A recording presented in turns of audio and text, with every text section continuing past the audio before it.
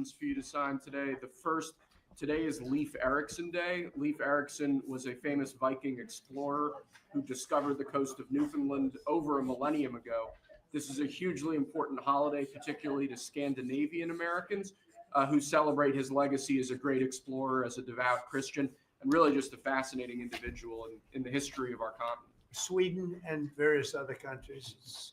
We have a lot of people from Sweden, a lot of Scandinavians. This is very important for Scandinavians, and it's a great honor. Okay, and now you have another one that's, this is like I think, very non-controversial, frankly, but some people would say it's controversial. Go ahead. This is like Explorer Day for you, sir. Today we have your Columbus Day proclamation for Monday, which we're signing a bit early.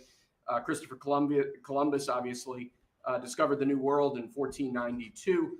He was a great Italian explorer. He sailed his 3 ships, the Nina, the Pinta, and the Santa Maria, across the Atlantic Ocean and landed in what's today the Caribbean. But this is a particularly important holiday for Italian Americans who celebrate the legacy of Christopher Columbus and the innovation and explorer zeal that he represented. In other words, we're calling it Columbus Day. Okay. Yes.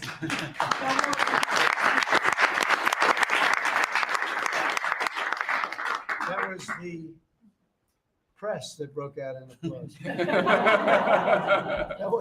Can you believe that? I've never seen that happen before. The press actually broke out in applause. Good. Columbus Day. We're back. Columbus Day, we're back, Italians. Okay. We love the Italians. Okay. Thank you, Mr. Thank you. Great. Thank you very much. Have a good one, sir. So we covered Scandinavia and Italy. Not bad. Now for the rest of the world. So I want to thank everybody for being here. As you know, last night we reached a momentous breakthrough in the Middle East, something that people said was never going to be done. We ended the war in Gaza and really, on a much bigger basis, created peace. And I think it's going to be a lasting peace, hopefully an everlasting peace. Peace in the Middle East. We secured the release of all of the remaining hostages, and they should be released on Monday or Tuesday. Getting them is a complicated process. I'd rather not tell you what they have to do to get them. They're in places you don't want to be, but we are getting the hostages back on Tuesday, Monday or Tuesday, and that'll be a day of joy. I'm going to try and make a trip over. We're going to try and get over there, and we're working on the timing, the exact timing. We're going to go to Egypt, where we'll have a signing, an additional signing. We've already had a signing representing me, but we're going to have an official signing. And the amazing thing is all of the countries over there, from Qatar to Saudi Arabia to UAE to all of them, I mean, the rich ones, the less than rich ones, they've all come together, something which is amazing, actually. They've all come together for this, and they're really probably the best relationships they've ever had. So it's been really something incredible that nobody thought it was possible to get it done. And very importantly, the hostages are coming back. As you know, they consider them hostages. They talk about them as hostages, but there are approximately 28 dead people, mostly young, mostly men, but and boys. I mean, boys. The one woman talked about her baby. Her baby's 25 years old, but you know, to her, it's her baby, and we're bringing them home. We're getting everything, and to those parents, the dead young man is just as important, as though this person were alive. It's amazing. I've never seen anything quite like it. I've been very much involved. I've never seen anything quite like it. But it's really peace in the Middle East. And you remember October 7th was terrible, but also from the Hamas standpoint, they probably lost 70,000 people. That's big retribution. That's big retribution. But at some point, that whole thing has to stop, and we're going to see to it. Gaza is going to be slowly redone. You have tremendous wealth in that part of the world by certain countries, and just a small part of that, what they make will do wonders for Gaza.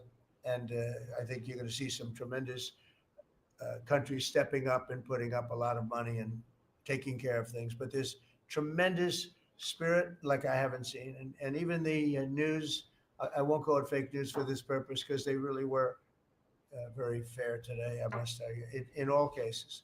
But they covered it very well. They covered it very fairly. Everybody loves it. Everybody. People that were never giving us a fair shake, frankly, they can't even believe it. They're so they're amazed by it. A lot of people are. But it was just everything came together. I think the attack was very important on Iran because let's say that didn't happen, they'd probably by now have a nuclear weapon, numerous nuclear weapons. And therefore, even if we signed a deal, there'd be a big dark cloud over it and it wouldn't be the same thing. So Iran's different, but Iran wants to work on peace now. They've informed us and they've acknowledged that they're totally in favor of this deal. They think it's a great thing. So we appreciate that. And we'll work with Iran. As you know, we have major sanctions on Iran and lots of other things. We'd like to see them be able to rebuild their country too, but they can't have a nuclear weapon. So I want to express my tremendous gratitude to the leaders of Qatar, Egypt, and Turkey for helping us reach this incredible day and for being there. They were there with us all the way. And of course, as you know, Saudi Arabia and Jordan and so many. I will tell you, President Erdogan was personally involved in dealing with Hamas and some of the others. He's been great. They've all been really amazing. Indonesia's been amazing. Indonesia's been fantastic. The whole world has come together for this. People that didn't get along, people that didn't like each other, neighboring countries that frankly didn't like each other, but now it's just this moment in time. So we look forward to welcoming the hostages like you can't believe home to their families, and that'll take place early next week. We hope Monday or Tuesday. And all Americans should be proud of the role that our country has played in bringing this terrible conflict to an end. And I want to thank, some of the people, JD, you were fantastic. And Pete, you were great. Marco was fantastic. Some of you were very much involved. I'm looking around. So indirectly, I think almost everybody in this room was involved. Susie, I want to thank you very much. You were incredible. You've done an incredible job. So, and yes, John, what you've done was invaluable. CIA, John Radcliffe, and he's done an incredible job. So I want to thank you all. And if I'm missing anybody, I apologize, but you've been amazing. And then you have Steve Witkoff, who worked so hard. And you remember we settled 7, this is number 8. We settled 7 wars or major conflicts, but wars. And this is number 8. And the one that I thought would be maybe the quickest of all would be Russia, Ukraine. And I think that's going to happen too.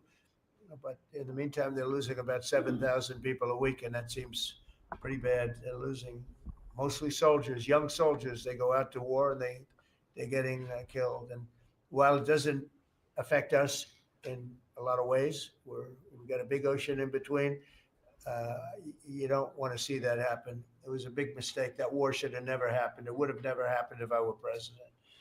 So we're here this morning for a cabinet meeting as my administration continues to deliver for the American people, despite the radical left lunatics that shut down our government. You have Democrats that they've lost their way. They have no leadership. We don't even know who to deal with over there. At least they know who to deal with.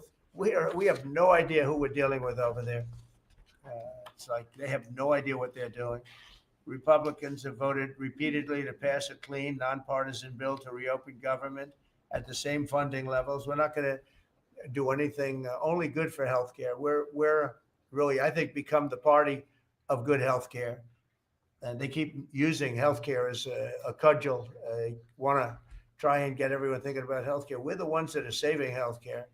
In fact, one of the things we're doing is we're going to be reducing the cost of medicines by 100%, 200, 300, 500%, and even more than that, because as you know, we're in the process of favored nations right now. We've exercised a clause because we were subsidizing the entire world. The entire world pays a fraction of what the United States has been paying. And we've already numerous Pfizer and other companies have already signed, and other countries are a bigger problem because they've been getting a subsidized rate. We've been paying for years. This has gone on for 30 years. We've been reducing the rate of drugs for other countries because we've been paying much more than we're supposed to. And they used all sorts of ideas like research and development. I said, what about Germany? What about these other countries? Aren't they paying? No, we have to pay research and development. It was all nonsense. And I couldn't listen to it anymore. So it's a very radical, big, tough shift. Very tough. We got a lot of things going on there. But, and you probably heard me say this in my first term. I think it was my third year. We reduced drugs from the beginning of the year to the end of the year. And I was so proud of it. I actually had a news conference to announce it, and it was 1/8 of 1%.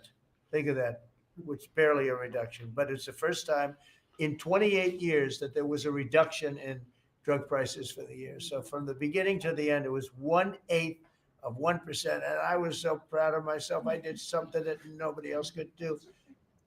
But when I started to think about it, I said, doesn't make sense. And then I'm starting to look at numbers where a pill or a treatment or some pharmaceutical product is selling in Europe for 10% of what we pay for in New York City or in any one of our places and cities, states.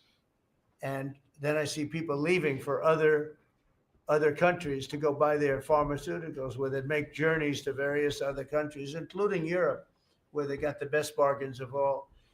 And I put an end to it. It's over.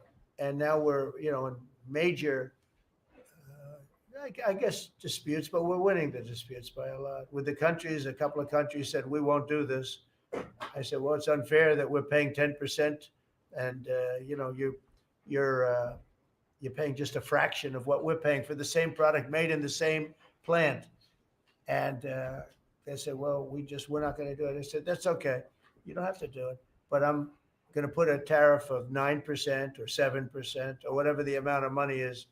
And I'm going to put a tariff on your country for the amount of money that you're taking advantage of us for. No, you can't. I said, yeah, I can do that. I'm going to do that. And they would immediately agree. And I'd make the tariff substantially more than the number we're talking about. And they would immediately agree. So we have the consent, I think, Bobby, of every country, essentially. They know that if they don't do it, we're going to put a tariff on for double the price, and then they're going to do it. So we never had that before. You never had anybody in here that knew what the hell they were doing, I'll be honest. It really makes me angry, because for years and years, and this started many years ago, and basically we subsidize the world. So this is going to have a huge positive impact on Medicare, Medicaid, even Social Security. But anything where there's pharmaceuticals, drugs involved, it's going to have a tremendous impact. So we're going to get drug reductions of 100%. I told you 1/8 of 1% that I was proud of myself. Now you're going to get 100%, 150%, 200, 300, 400, 500%. You're going to get the biggest drug reductions that you've ever seen. And they're already, I guess they're starting to kick in, but we've made deals with numerous companies we're going for the full board. We want whatever the price is. So that would mean that the world price, because the world is bigger than the United States, a lot more people, but the world price will go up a little bit and our price will come down a lot. So if a pill sells for $10 in London and $100 here, the pill will go to $20 in London and $20 for us. It's pretty simple. And that is a number that nobody can even fathom. It's a little like tariffs. Nobody knew how big they were. Nobody knew until they started seeing the trillions of dollars that have come in. I don't know why they didn't understand it. It's something they should have understood. We were taken advantage of for years with tariffs. And now, I don't want to say we're taking advantage, but we've become a very strong country because of the money that's coming in. Republicans have voted repeatedly to pass a clean, nonpartisan bill to reopen our government. And remember, at the same funding levels, both parties have supported in the past. So The radical Democrats have chosen to put the economy of our country. We have the best economy we've ever had. We had the best economy in my first term, but we have an economy that's blowing it away. And we have the Democrats that are trying to obstruct. They don't want to have a good economy. I don't think they want to have a good country. That's why they try and stop our law enforcement from doing what we did in Washington, D.C. Washington, D.C., we have a great, safe, beautiful capital right now. Beautiful. It's so safe. You can walk down the street. Numerous people standing before me were mugged. And you're not going to get mugged anymore. We have a safe capital, one of the safest. We took it from one of the most unsafe places to one of the most safe places in the country. And we also beautified it, and we're in the process of doing even more so. So we're very proud of our capital. Again, we were embarrassed by our capital. A lot of people being killed that come from Iowa, Indiana, Florida, that come up and they end up getting shot. They're not getting shot. We moved out 1,700 people approximately, right? Approximately 1,700 hardened criminals, career criminals. They moved them out. So Chuck Schumer and Hakeem Jeffries and the congressional Democrats are holding the entire federal government hostage. I will tell you, a lot of Democrats want to get this thing open too. They do. They're calling us, and they just want to get it open. And all we're doing is saying, just play the same thing until we get it straight. And they don't know how to go about it. I mean, and the problem is we really don't know who the hell is leading the Democrats. You have this AOC. I don't know her at all, but I watched her the other day. She said, well, if they want, they could come to my office. That's not leadership, you know. The only one that challenged her actually was Nancy Pelosi. Nancy's not looking too good. I don't know what happened to Nancy, but she's not looking great. But she was the only one. I give her credit. She was the only one that challenged her. But AOC said that they can come to her office and negotiate, the Republicans. And we're saying, oh, I didn't know she was in leadership. But she's taking Hakeem Jeffries' place, and Schumer's afraid that she's going to run against him. And right now, I don't know. It can change. Life is crazy, right? But right now, he can't beat. I don't think he can beat anybody. So he'll lose in a primary. I would say he'll retire before he loses in a primary. So I think Schumer's going to retire because he can't beat anybody. His polls are so bad. Meanwhile, the Democrat shutdown is causing pain and suffering for hardworking Americans, including our military, our air traffic controllers, and impoverished mothers, people with young children, people that have to live not the greatest of lives. But we're doing so many tax cuts. We've cut their taxes. The great big beautiful bill, we've cut their taxes at levels that nobody's ever seen. I mean, no tax on tips, no tax on Social Security, no tax on overtime. It's been a great thing for a lot of people. They're doing great. Despite all of the damage that it's caused, the shutdown has been, pretty damaging. I mean, it's not yet because it's early, but it gets a little bit worse as it goes along. And we'll be making cuts that will be permanent. And we're only going to cut Democrat programs. I hate to tell you. I guess that makes sense. But we're only cutting Democrat programs. But we're going to start that, and we have Russell. We can talk to you about it if he wants to, but we'll be cutting some very popular Democrat programs that aren't popular with Republicans, frankly, because that's the way it works. They wanted to do this, so we'll give them a little taste of their own medicine. But Chuck Schumer proclaimed this morning that every day gets better for them. No, every day it's actually getting worse for them, and they're having a rebellion in the Democrat Party because they want to stop. And if you saw all of Schumer's, I watched last night like 10 different times over the years, he said, you can't shut down government, you can't shut down. And now he's the one that shut it down.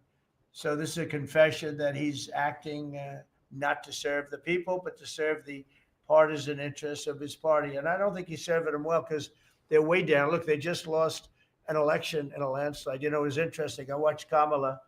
It was a sad figure. I watched her the other day saying the election was very close. I said, no, the election was a landslide. We won the popular vote by millions. We won the electoral college by, I think, 312 or 315 to 220 something. But there's another one that we won that's why when you see the maps are completely red. It's counties. The counties, we won at 2,505 to 525. So 2,500 to 525. That's called one of the greatest, biggest landslides in history. And that's one that people are using now as a primary. But literally, when you see it colored in, the entire country is red, representing Republicans. So, they go around, they just lie. They just lie. And everything's a big lie with them. Well, the other side, and the other thing I don't understand is, Christie, I looked at crime numbers in Chicago. They're through the roof. And I have a governor stands up every day and tells us how wonderful Chicago is. Just a lie. It's like a con job. It's like Gavin Newsom. He says how well he's doing in California, and they're doing terribly. Population's getting smaller. People are leaving, and other people are coming in. And, I wouldn't say it's an even trade. While the other side is focused on playing games, the Trump administration is focused on creating jobs, bringing down prices. And we've really brought them down a lot. That's the other thing. We're bringing down prices a lot. We're bringing down grocery prices. But the big thing is energy. When you bring down energy, everything comes down. And the energy prices are way down. I see we're down to about $61 now a barrel. And what gasoline's going to be, I think gasoline's going to be below $2 at some point in the pretty near future. It's very low, much lower than it was under Sleepy Joe. And we're restoring law and order in our country. We're restoring it here, but we're restoring it right now. We're in Memphis. We're going to Chicago. We're going to other cities. Many governors are asking us to, including Democrats are trying to ask. I don't know what the big problem is. If I were a Democrat governor, I'd be saying, whatever you can do to get crime down, I'll take anybody. You can bring them in I don't care who it is. A lot of people said that. They interviewed women, these beautiful women in Chicago, black women with a MAGA hat, a red hat. They said, we don't care who he brings in here, but this place is really dangerous. We just want crime to stop. It's true. They don't care. They don't differentiate between the National Guard and the Marines. They don't care. They'll take anybody. And that's the way it is. I mean, they want what we did in D.C. They want to happen to them. And it's happening in Memphis already. I see in less than a week, the numbers are really good. And it'll be great. And we'll fix that. We'll go to various other places. And we're going to be stopping crime in our cities. And that's a great thing. And we won't get credit for it, but it's a great thing. We've launched a historic campaign to take back our nation from the gangs and the street criminals, violent repeat offenders, illegal alien lawbreakers, domestic extremists, and savage, bloodthirsty cartels. And very little, by the way, is coming in by water, in case you haven't known. The drugs aren't coming in by water. In fact, we can't even find any boats in the water anymore. We had boats. We were like a subway train loaded up with drugs. Every single boat that you see getting taken out kills 25,000 Americans. Think of that. Because it's pretty tough stuff, but it kills 25,000 Americans. So when you hear that, it's no longer tough. But here in Washington, we've deployed federal law enforcement and National Guard to restore public safety, and we're working to replicate that in numerous places all over the country. And we have a very powerful military. We have a very powerful National Guard. I want to thank the governor of Texas, who has been, as usual, great. Governor Abbott, he gave us 400 troops without even a question. And we have other governors likewise doing what has to be done because they know we have to confront crime. We're directly confronting the sinister threat of left-wing domestic terrorism and violence, including the terrorist group Antifa. You saw that yesterday. We had a news conference. Antifa's out of control in Portland and other places, but mostly Portland in the case of Antifa. And we had people that were really badly affected by them. It was terrible. So one of those things, but we're knocking the hell out of them. And we're looking for the people that are funding them. And those people are going to be just as guilty as the people that smack people over the head with a baseball bat. And I'd like now to ask Attorney General Bondi and Secretary Noem to discuss this a little bit and tell where we are. And then we'll go around the room. We'll go quickly. We're going to go quickly if we can, because we have a lot of things to do, including I won't be spending that much time here because I'll be leaving fairly soon for the Middle East. And I'm very honored to be involved with that. I'll tell you, it's a great thing for our country. People are so happy about it. I've never experienced anything quite like it. I've never seen such universal praise for being able to do something. No, it's something that nobody thought was possible, and we're going to end up having peace in the Middle East. Who would have thought? So, Pam, could you start, and then Christy, please.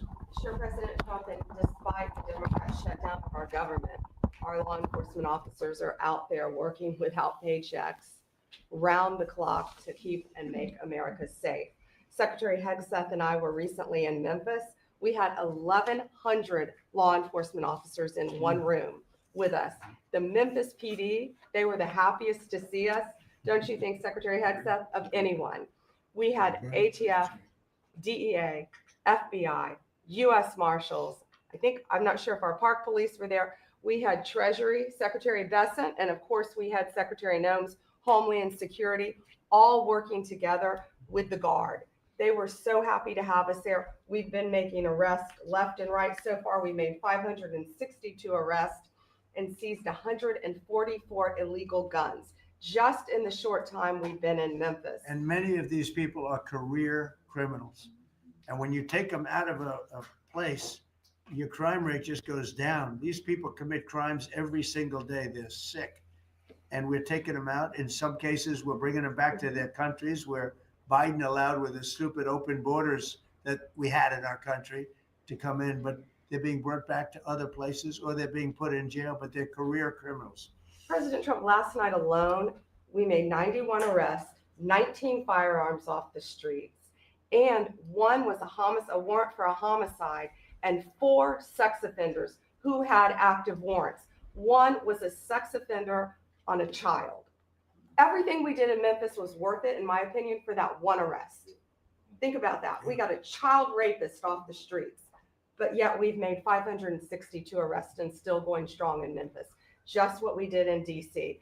But it's because it's all of us. It's a team working for you to make America safe all together around the clock. Thank you very much. Thank you, Pam. Thank You're doing you, a great President job. Trump. And it's amazing that we're not getting cooperation from Democrats. It's like, it's a new issue. You know, we have all the old issues of the wall and the border and all of the things, men playing in women's sports who they still want that, transgender for everybody. All these issues are so crazy, but we have a new one. It's called crime. We stop crime and they allow crime. They want crime. It doesn't make sense. I think it's as ridiculous as the other things that we talk about all the time. But I've added it onto our list, a 5-letter word called crime. We stop it and they actually incite it. It's crazy. You would think they'd want them. You'd think they'd want Christy and Pam and all of the people. If we needed the military, Pete will be there. We've got a massive military. We have the best numbers we've ever had for recruitment. We have a lot of people now.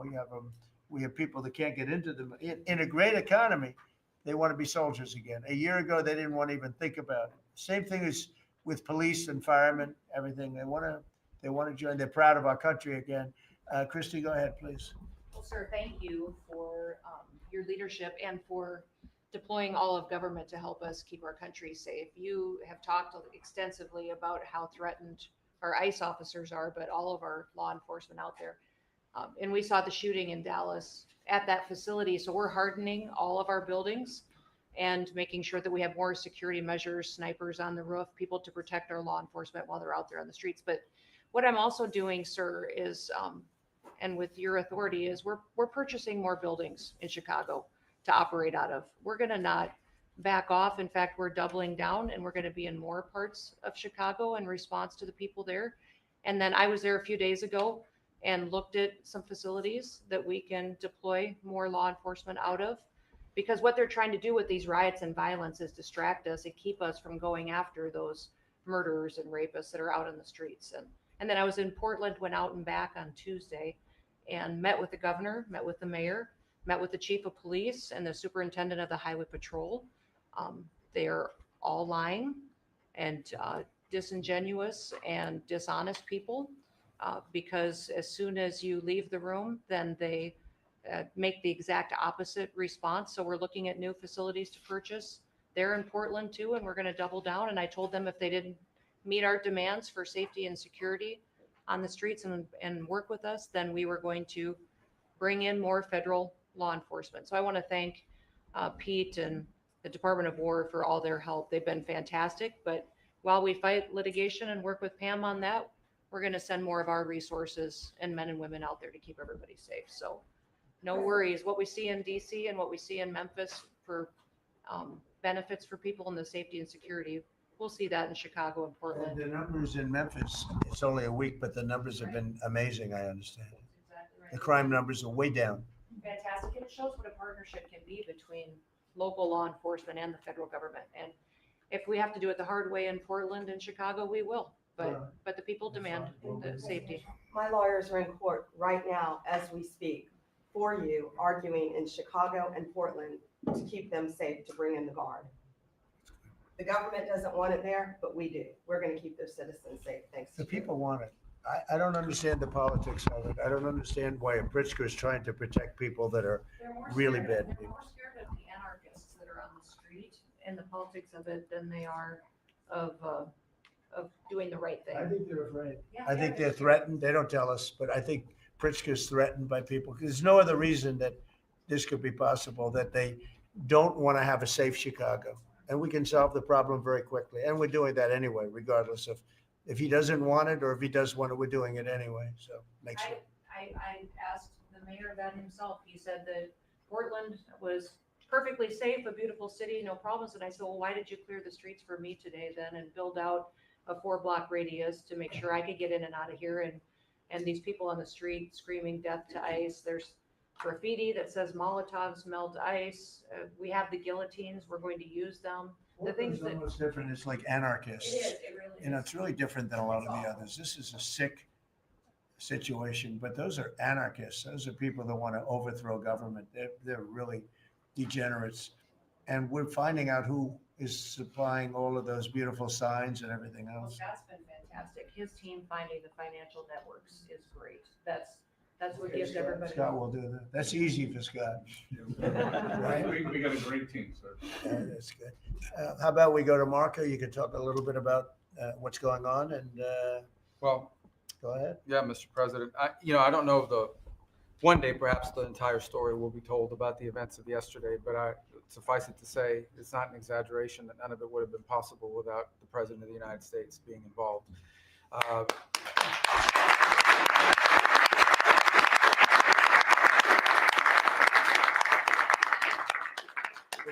It really began with your trip to the Middle East, where these relationships were forged with partners in the region, personal relationships, close relationships that created the foundation where all of this was possible. Where I think this really took a turn. Remember, a month ago, no one thought this was possible.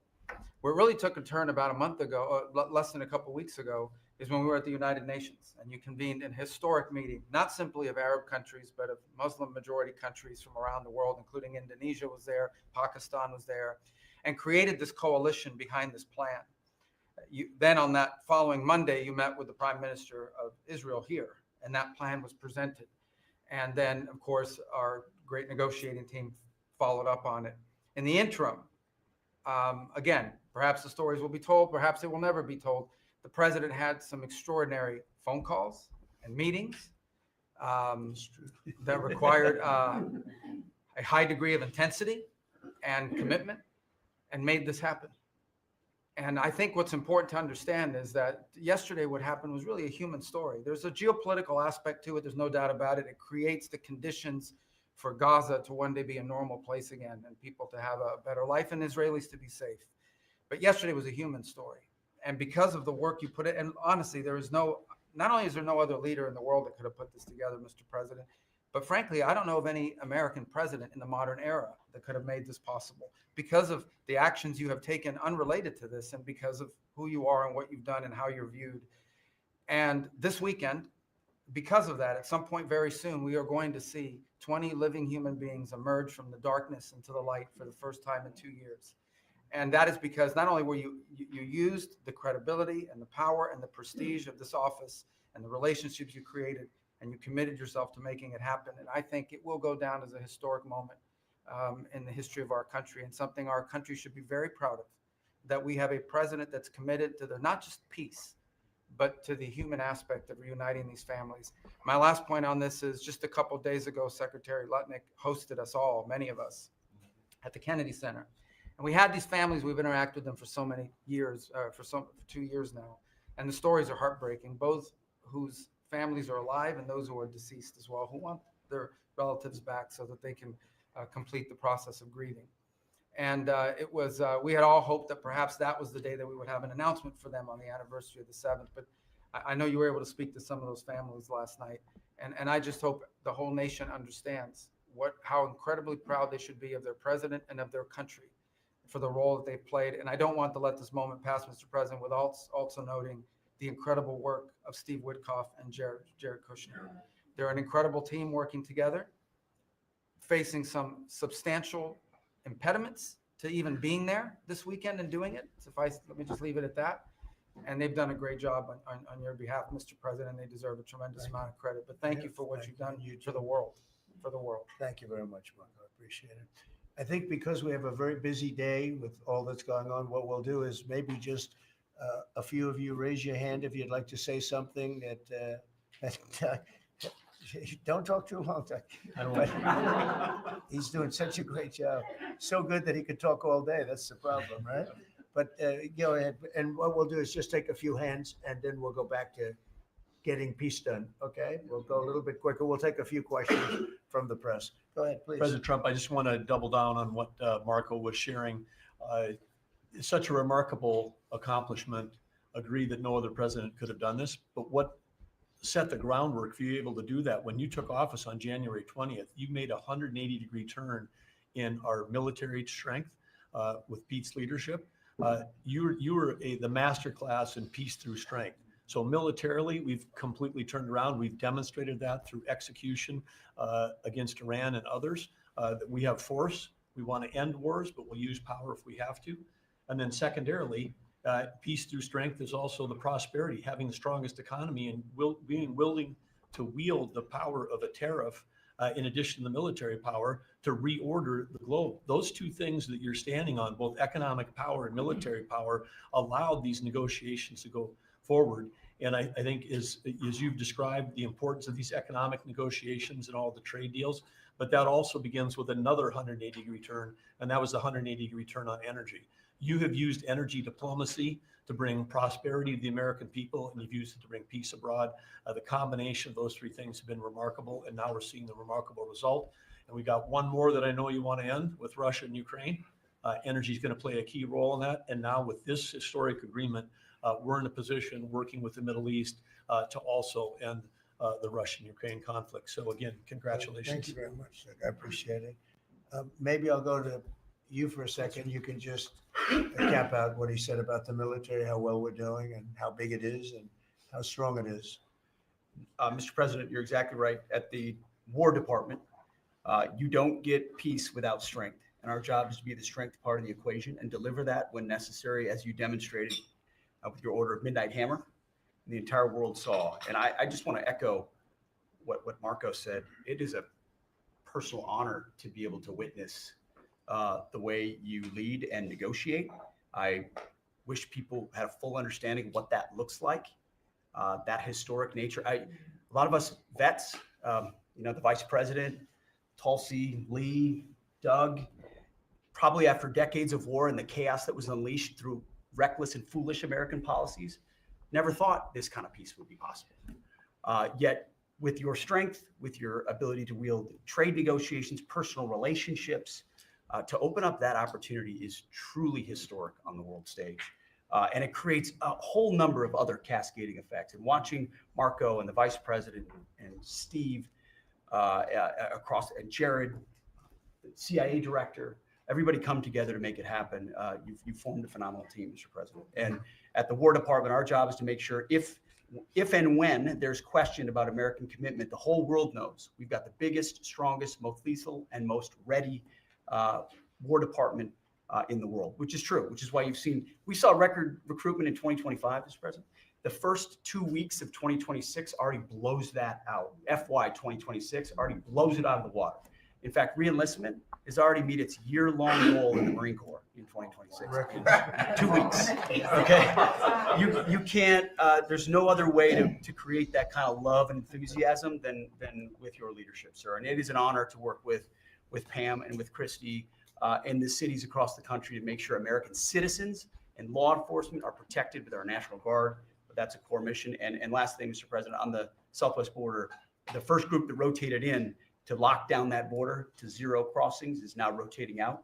And with a new border medal, the Southwest Border Medal, or it's actually called the Mexican Border Medal, revived from 1918, that will be pinning on their chest. So thank you for renaming the department, and we're trying to live up to it every day. So thank you, sir. I mean, think of this. We have record numbers of recruitment. 1 year ago, there were stories, front page stories, so we couldn't get anybody to join the Army, Navy, Air Force, Marines, Coast Guard. My beautiful, I call it our beautiful Space Force. I love our Space Force. It's turned out to be very important, but we couldn't get anybody to join. Nobody wanted to join, including our police and fire. They didn't want to join anything.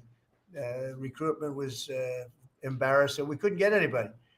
And now we're brimming. Now it's, and they're getting in based on merit now. A soldier's a soldier. They come in now based on merit, not based on woke stuff that anybody can qualify. You have to qualify for jobs. You have to qualify for certain types of jobs. And it's amazing. So we were embarrassed a year ago. Think of it, a little bit more than a year ago. I think it stopped on November 5th. I think it really started, this all started on November 5th, the election day. But now everybody wants to be in. We have an overabundance, and maybe we should raise it a little bit. I don't know. I like that idea, sir. But we could raise it. But we have so many people want to join, and they're proud of our country again. JD, could I ask you to say a few words? Yes, sir. So just a couple of things, Mr. President. First of all, congratulations on yesterday. It was a big day to Marco, to Susie, to the entire team. But in particular, viewing it from this perspective, where for months the fake news media attacked you, attacked the entire team, attacked your approach. You know, the definition of insanity is to do the same thing again and again, expecting a different result. The reason we're here is because the president actually charted a different course with a different team. He vested a lot of authority in Steve Witkoff in particular, and that's why we're here. It's because you did something different, and I think it's important to recognize that. I also think the president, you know, Marco mentioned the president's personal touch being a big part of this. You know, the one thing I would say is obviously the president of the United States, a New York real estate billionaire, one of the most famous New Yorkers in the world, has a lot of interaction with a lot of people who are very pro-Israel. I think that was an important set of experiences and life experiences that he brought to the table. He also, of course, knew one of the most famous Palestinians in the world, Chuck Schumer. And I think without that background of knowledge, it would have been impossible to get us to this moment. Second thing I want to say, just on Chuck Schumer, the president mentioned this, that Chuck Schumer said this has been very good for us this morning about the shutdown. One of the things that we talked about before all the media came in, and that all of us are going to work on for the rest of the day, we've been working on for days, is how to make the shutdown as painless as possible on the American people. So while Chuck Schumer brags about this being good, and I think the president is right, it's not good for him politically as much as he might think that it is. It's causing real consequences for the American people. There's a low-income food program, the WIC program, that my mom actually used when I was a baby. That program is about to be underfunded, and it's about to get cut off because Chuck Schumer won't open the government. We have troops. The Secretary of War mentioned how well we're doing on recruitment. We're trying to figure out how to pay our troops because Chuck Schumer is shutting down the U.S. government. There are veterans benefits that are going to suffer. There are Americans that are going to suffer because Chuck Schumer refuses to do his job. So while we're all celebrating this incredible success that we've had on the world stage, the country could be doing so much better if Chuck Schumer did his job and opened the government.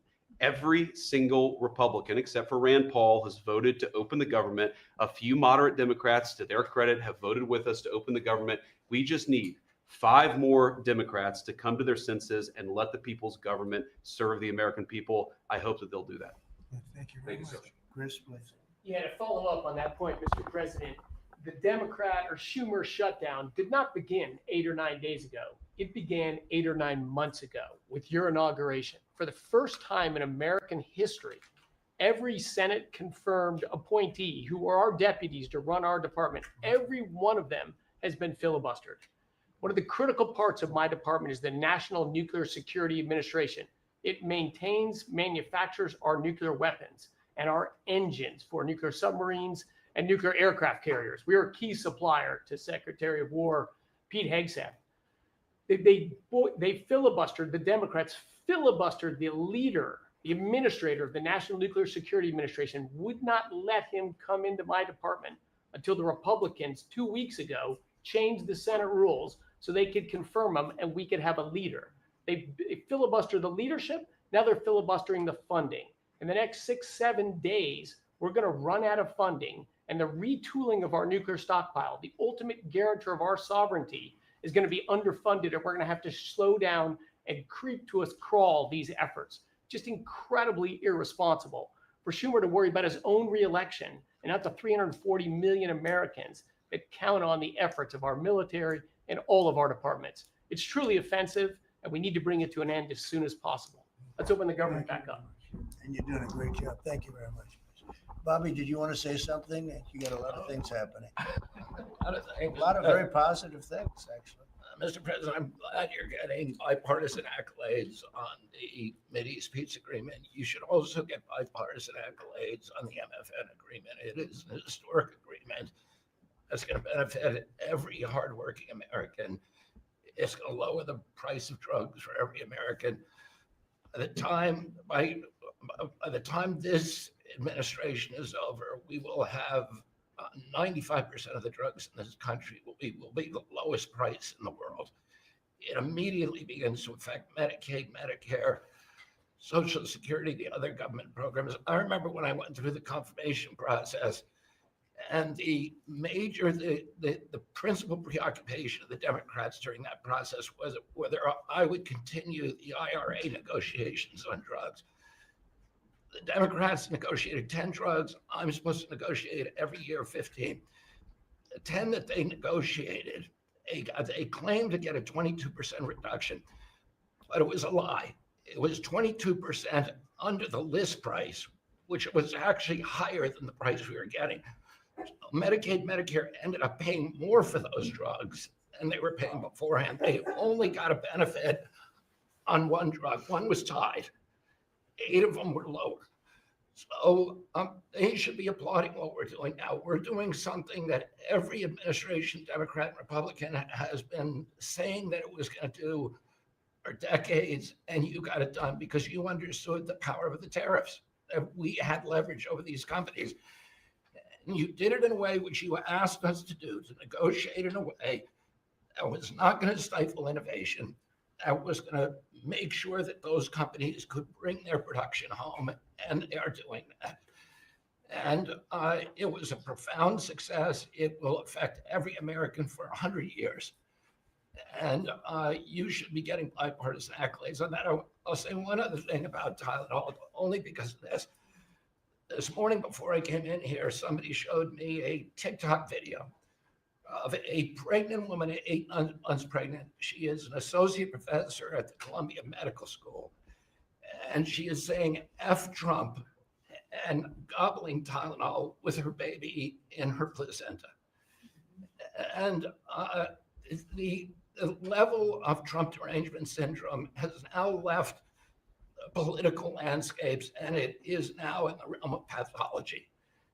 And a mother could overwhelm millions of years of maternal instinct to put her baby at risk. And all you have to do is look at the studies which you and I talked about. It's not dispositive that cause autism, but it is so suggestive that anybody who takes this stuff during pregnancy, unless they have to, is irresponsible.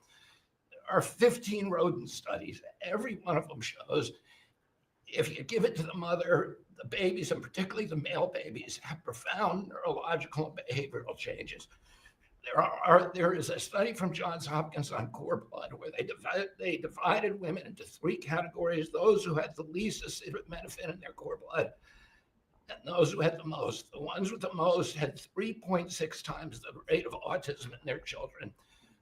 The middle category had 2.2 times, so it's a dose-related response. And there are dozens of studies that show the countries that use the most have the highest level of autism.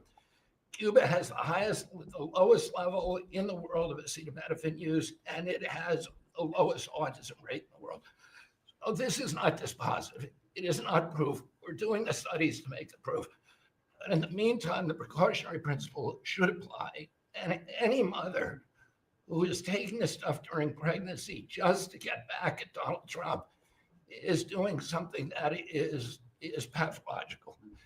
And we're seeing that across the board. I got a lot of other stuff to talk about, but I know we got short time here. But thank you, Mr. President. You're making our country healthier again. Thank you, Bobby. Could you just say, for the record, state what the autism was, let's say 20 years ago, and what it is today? In 1970, the largest epidemiological study in history was performed. 900,000 kids were looked at. They were looking for autism in Wisconsin children. They looked at every child in Wisconsin who was 8 years old. They found an autism rate of 0.7 per 10,000. So almost close to 1 in 20,000, less than 1 in 10,000. Today, the autism rates are nationally 1 in 31, but it's actually much worse than that because California, which has the best collection system, reports an autism rate of 1 in every 19 children, 1 in every 12.5 boys. This is a national security issue. There is nothing more important, and I'm grateful to you, Mr. President, because you know the flack that you take for even talking about this issue. You've shown courage and you've shown leadership, and I can't thank you enough for letting me do this work. Thank you. So think of that, 1 in 20,000, and now it's 1 in 12 for boys, 1 in 18, 19 for girls.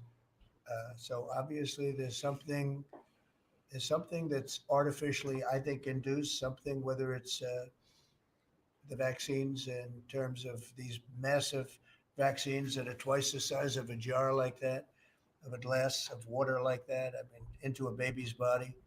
And I've suggested get them in doses, get them in, maybe 20%, 30%, but smaller, not such a big. I think, that. Then we had certain recommendations, the MMR, take them separately. The measles is already separate now, and it works out much better. But there doesn't seem to be any impact if you take it separately. If you take it as a combination, it's not so great. And some other things. But I would say don't take Tylenol if you're pregnant. And when the baby is born, don't give it Tylenol. If you can avoid it at all, just don't give it Tylenol. I'll say Really, this what also. do you have to lose? You really don't have much to lose. Yeah, go ahead. There's also there's many other confirmation studies. There's 2 studies that show children who are circumcised early have double the rate of autism. It's highly likely because they're given Tylenol. So, none of this is dispositive, but all of it is stuff that we should be paying attention to. But, there's a tremendous amount of proof or evidence, I would say, as a non-doctor, but I've studied this a long time ago. I met Bobby in my office 20 years ago. We were talking about the same thing 20 years ago. And I was a real estate developer. It bothered me that it seemed to be getting worse, but it's so bad now when you hear these numbers. It's not even really sustainable. I don't know how people do it, but there is some very strong evidence on Tylenol. In fact, at one point, I guess the company gave a warning. They still don't recommend it during pregnancy. That's the weird thing. They're not recommending it, and that's the company itself. So just don't take it. Don't take it. If you're a woman, don't take it, and don't give it to the baby when the baby's born. And I think that's going to have an impact. But I'd also get the shots in smaller doses. And there are we gave a few things that just seem to be, and I think you'd get that number way back up. Think of it.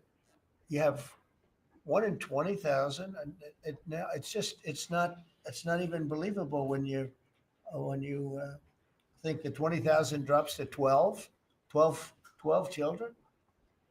So that's induced by something that's given or taken, and it should be able to be stopped. And you're talking about the Pennsylvania Dutch, you were talking about the Amish, where they don't take any of this stuff, and they have virtually none, right? They have no autism.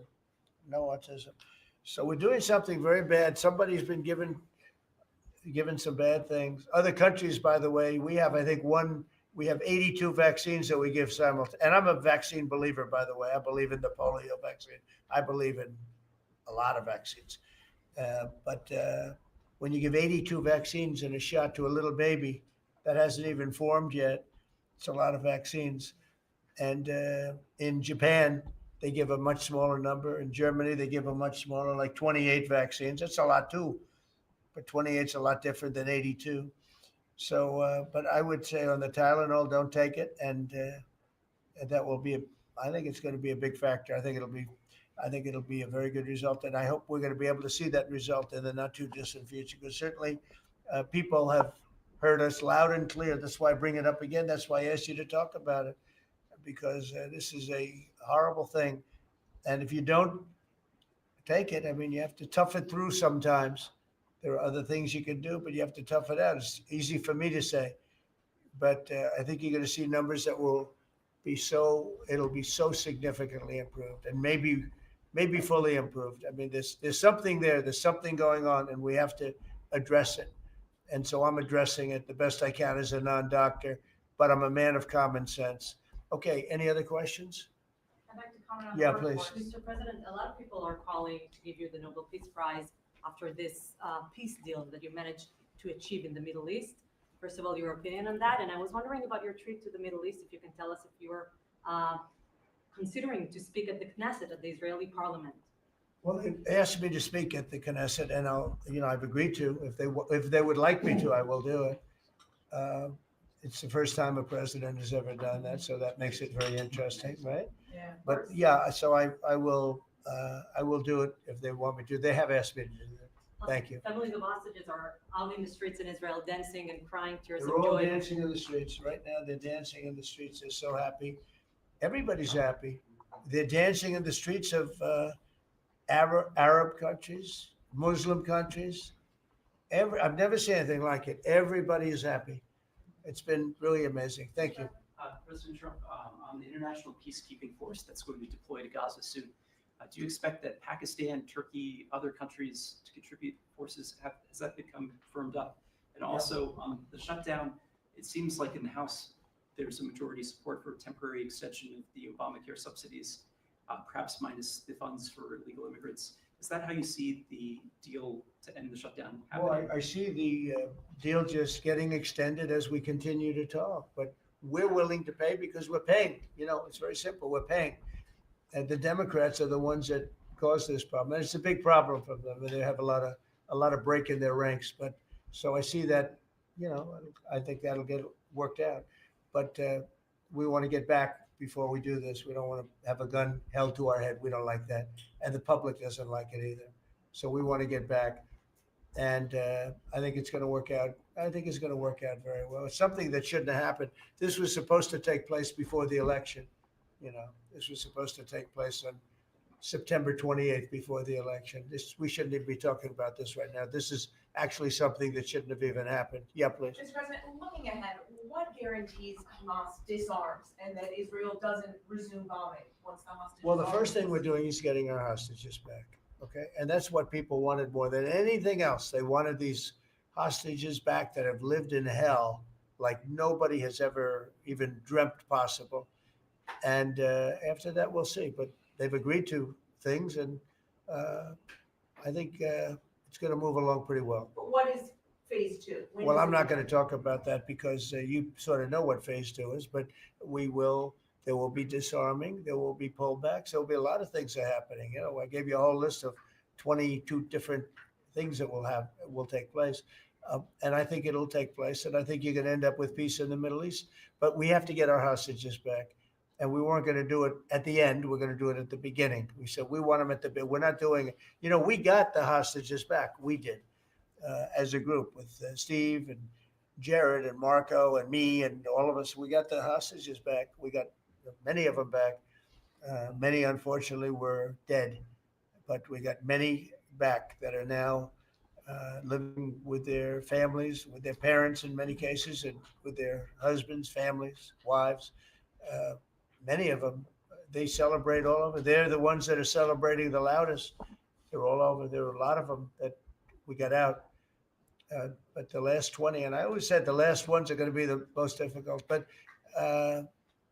it's been a very big deal getting the hostages out, but the rest is going to take place too. And can you promise Palestinians they will be able to stay? Well, they know exactly what we're doing. We're going to create something where people can live. You can't live right now in Gaza. The place is it's a horrible situation. Nobody's ever seen anything like it. So yeah, we're going to create better conditions for people. Yeah, please. Mr. President, excuse me, what kind of security guarantees is the United States going to make for Gaza? Well, we're going to work with very wealthy countries that love people, frankly. I know them very well. They love people, but they love Arab people and they love Muslims and they love, I think right now they love everybody, and they're immensely wealthy, and they're going to be involved in putting up money. And for them, it's a small amount of money. For somebody else, it's a large amount of money. But, these are the wealthiest countries in the world, and they'll be very much involved in making it as good as possible. And what's your take now Go on a ahead. two-state solution, sir? Just to follow up on that. On what? What is your view now on a two-state solution? I don't have a view. I'm going to go with what they agree to. Mr. President, given that there are some tough provisions for Israel in this agreement, are you at all concerned that Bibi Netanyahu may not continue on his post and be opposed? That Bibi may go a little bit out of whack. But he may no longer be prime minister. Look, that's politics. It could be. I don't know. I think he's very popular right now. He's much more popular today than he was 5 days ago. I can tell you that. Right now, I think maybe people shouldn't run against him. 5 days ago, it might not have been a bad idea. No, Bibi's this has been a very good thing. I don't think he did it for that reason. Okay. But I think just looking as an analyst would look at this, I think Bibi should be very popular right now. Yeah, please. What will happen if Hamas says that it cannot locate or was not able to find all of the deceased hostages' bodies within the Well, we'll have to see. I think that's going to be, it's largely been answered. We know where most of them are. Actually, the bodies are a bigger problem because some of the bodies are going to be a little bit hard to find. It's a terrible thing to discuss even, but you understand, we're all people. We're grown-ups. We understand life. Nobody can understand this stuff because this could have taken place. But we have the hostages for the most part, and so I don't think it's going to be overly big. The situation with the bodies, they say 20, 28. Some are going to be a little bit hard to find, but we're going to do the best we can. Yeah, please, behind you. Yeah, behind you. Please. Thank you, sir. Regarding Jared Kushner's role in the negotiations, can you explain a little bit about why he came on at the last minute?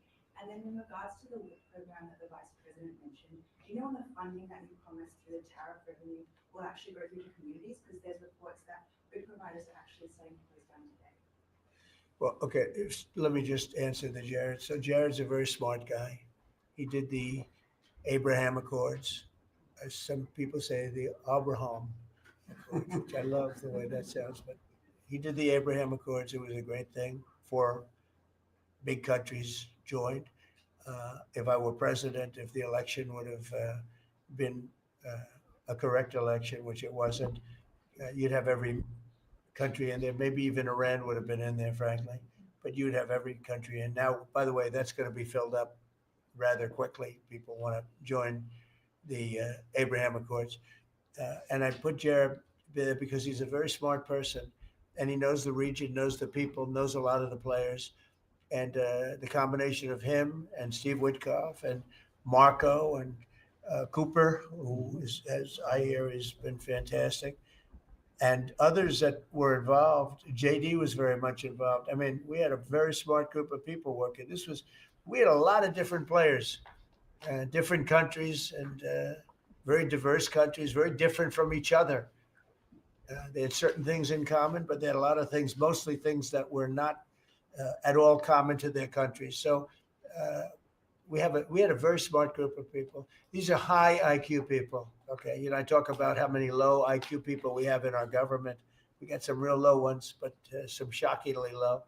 But these are very high IQ people, and That's what we want. I like high IQ people. Yeah. Mr. President, thank you. Can I ask you about the China? You're meeting with President Xi. The Chinese have now set to put in new export controls on rare earth minerals, and they've stopped buying soybeans from the U.S. What do you hope to get out of that meeting now with President Xi? Well, we'll see. I mean, I just heard this a little while ago before we came in, so I haven't been briefed on it. The export. I mean, look, we have the ultimate export. We have import, and we have export. We import from China massive amounts, and maybe we'll have to stop doing that. But I don't know exactly what it is. Neither do you. Neither does anybody. It's a little bit soon. I just heard about it. So Scott and Howard will figure that out, and I'm sure we'll be able to handle it. Could I ask you about the soybeans? What is the plan to help farmers? Is it direct checks? Is it tax? Have you sorted that out? Well, what happens with soybeans is we're going to see more and more, I think, opening up. And part of the reason that we'll be discussing, he's got things that he wants to discuss with me, and I have things that I want to discuss with him. And one of the things is soybeans. I had a great deal with China where they would buy $50 billion worth of our farm product and manufacturing and other things, but farm product.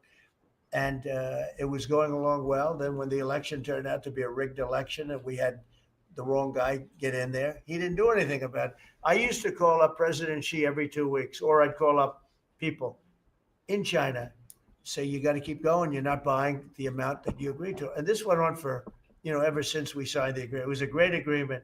So they used to do 15 billion, and I got it up to 50 billion, 50.